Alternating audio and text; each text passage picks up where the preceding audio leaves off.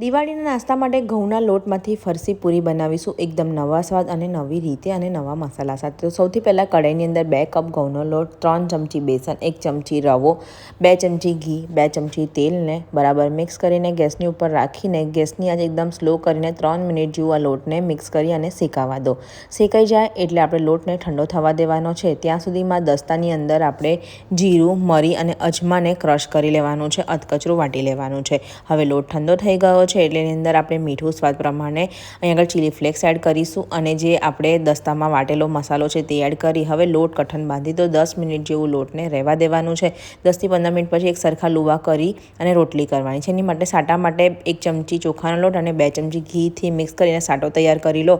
હવે આ રીતે 3 લેયર પૂરી કરવા માટે જે સાટો તૈયાર કર્યો છે તો એક રોટલી ઉપર ચોપડી અને બીજી રોટલી અને એમ કહીને 3 રોટલી તમારે ચોપડી દેવાની છે અને સરસ રીતે તમારે રોલ કરી અને નાના નાના કટના લુવા તૈયાર કરીને એકદમ સરસ રીતે સાટા પૂરી તૈયાર થઈ જશે। તો બસ આ રીતે લેયરવાળા થઈ ગયા છે એટલે આપણે ઘઉંના લોટની એકદમ સરળતાથી આ પૂરી હલકા હાથે વણી લેવાની છે। વણાઈ જાય એટલે આપણે ગેસની મીડિયમ આંચ રાખીને એને તળી દેવાની છે ગોલ્ડન બ્રાઉન થાય ત્યાં સુધીને, એટલે એકદમ સરસ ફરસી પૂરી આપણી તળાઈને તૈયાર થઈ જશે।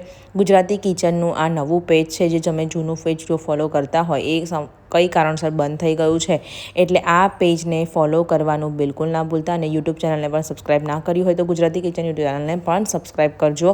મળીશું એક આવા નવા વિડીયો સાથે, ત્યાં સુધીને આવજો।